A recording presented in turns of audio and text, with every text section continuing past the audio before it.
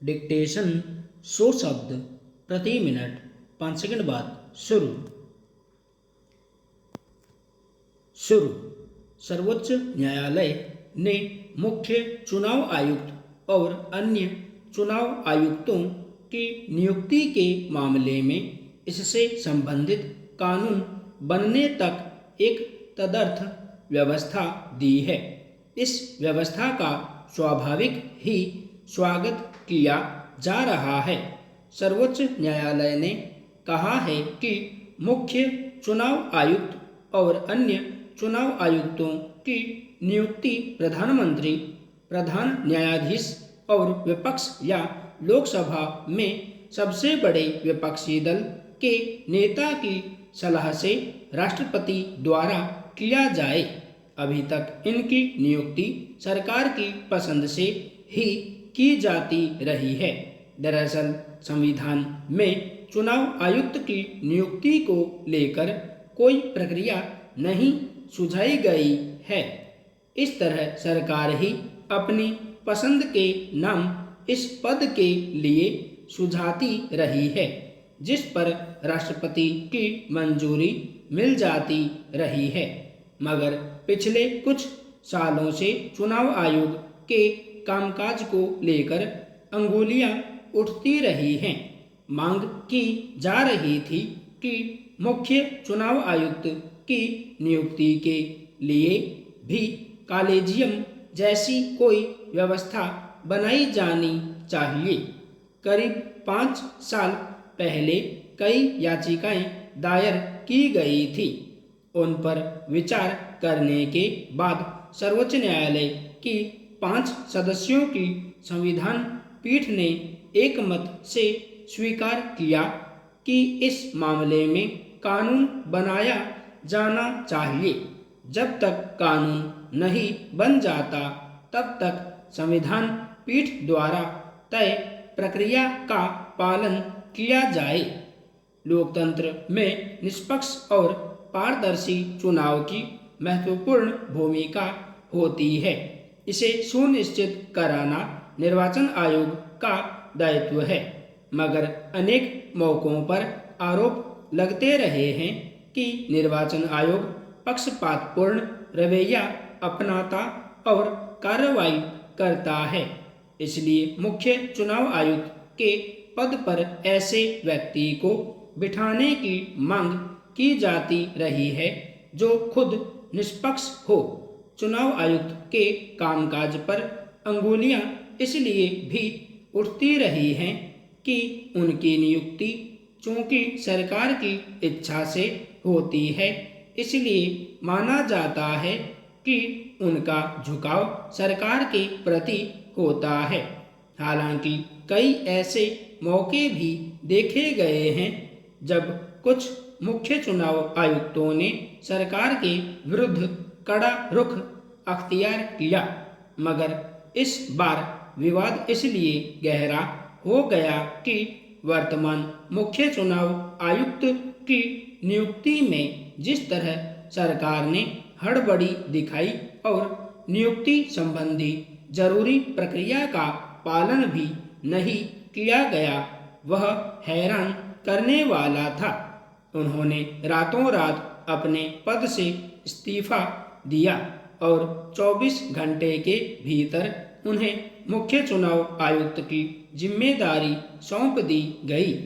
इस पर स्वाभाविक ही आपत्तियां दर्ज कराई गई। तब सर्वोच्च न्यायालय ने सरकार से पूछा था कि उसे ऐसी क्या हड़बड़ी थी कि बिजली की रफ्तार से यह नियुक्ति करनी पड़ी। अभी सर्वोच्च न्यायालय ने जो व्यवस्था दी है उसमें चुनाव आयुक्तों की नियुक्ति में सरकार के लिए अपनी पसंद थोपना आसान नहीं होगा। इसमें विपक्ष या सबसे बड़े विपक्षी दल के नेता और प्रधान न्यायाधीश की भागीदारी होने से सरकार भी ऐसे नामों का चुनाव करने से बचेगी। फिर अभी तक जिन नियुक्तियों में विपक्ष के नेता की मौजूदगी अनिवार्य होती है, पर सरकार इस तर्क के आधार पर विपक्ष को उनमें शरीक नहीं करती रही है कि संवैधानिक नियमों के तहत किसी भी ऐसे दल के पास पर्याप्त संख्या न होने की वजह से विपक्ष का कोई नेता नहीं है। वह तर्क भी इसमें काम नहीं आने वाला। अदालत ने कहा है कि सबसे बड़े विपक्षी दल के नेता को इसमें शामिल करना होगा। इस तरह चुनाव आयुक्तों की नियुक्ति में पारदर्शिता का भरोसा बना है। यह शायद पहली बार है कि पूर्वोत्तर राज्यों के विधानसभा चुनावों को लेकर पूरे देश में दिलचस्पी देखी जा रही है। हालांकि इन राज्यों में छोटी विधानसभाएं हैं और वहां चुनाव में आमतौर पर लोग पार्टियों को नहीं, उम्मीदवारों के चेहरे पर मतदान करते रहे हैं। मगर इस बार पार्टियों के आधार पर वहां जीत हार का आकलन किया जा रहा है और वहां के 3 राज्यों त्रिपुरा, नागालैंड और मेघालय के चुनाव नतीजों के आधार पर इस साल होने वाले आगामी विधानसभा चुनावों और फिर अगले साल होने वाले आम चुनाव की तस्वीर खींचने का प्रयास किया जा रहा है। त्रिपुरा और नागालैंड में भाजपा और उसके सहयोगी दलों को स्पष्ट बहुमत मिला है, जबकि मेघालय में त्रिशंकु विधानसभा की स्थिति है। हालांकि त्रिपुरा में भाजपा ने प्रस्ताव रखा है कि अगर टिपरा मोथा उसका समर्थन करती है तो सरकार बनने के बाद वह उसकी सारी मांगें मान ली जाएंगी। मगर यह अभी चुनाव नतीजों के बाद की स्थितियों पर निर्भर करेगा। पूर्वोत्तर राज्यों की राजनीति दूसरे राज्यों की अपेक्षा थोड़ी भिन्न होती है। वहाँ कई स्थानीय मुद्दे जटिल हैं, जिनके आधार पर दलों का आपसी गठजोड़ तय होता है। हालांकि हर चुनाव सीटों का खेल होता है। जिसके पास सरकार बनाने लायक उम्मीदवार जीत जाते हैं, सरकार उसी की बनती है। मगर पार्टियों की स्थिति का आकलन तो उन्हें मिले मतों के आधार पर होता ही है। इस दृष्टि से बेशक भाजपा गठबंधन को त्रिपुरा और नागालैंड में विजय मिली है, मगर आंकड़ों के मुताबिक उसे पहले की तुलना में कम सीटें मिली हैं और मत फीसद भी गिरा है। पर इस दृष्टि से कांग्रेस की स्थिति भी बेहतर नहीं कही जा सकती। बेशक उसके मत फीसद में कुछ बढ़ोतरी दर्ज हुई है।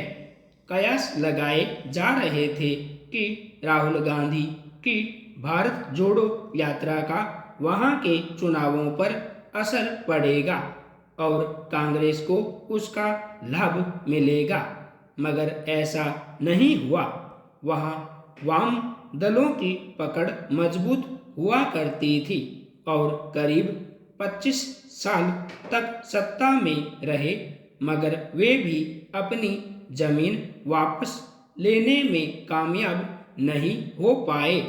तो इसकी कुछ वजहें स्पष्ट हैं। दरअसल पूर्वोत्तर राज्यों के लोगों की बहुत पुरानी शिकायत रही है कि उनकी तरफ केंद्र की सरकारें ध्यान नहीं देती। उनके राज्यों में विकास परियोजनाओं की रूपरेखा नहीं बनाई जाती। उनके सीमा और पहचान संबंधी विवादों के निपटारे की गंभीरता से कोशिश नहीं की जाती। इस लिहाज से भाजपा ने पूर्वोत्तर पर विशेष रूप से ध्यान केंद्रित किया। बुनियादी ढांचे को मजबूत करने पर जोर दिया गया। राज्यों के बीच सीमा संबंधी विवादों को सुलझाने का प्रयास किया गया। इसके नतीजे प्रकट रूप में दिखने भी लगे हैं। इसका असर स्वाभाविक रूप से वहाँ के लोगों के मन पर पड़ा है। संपूर्ण विराम।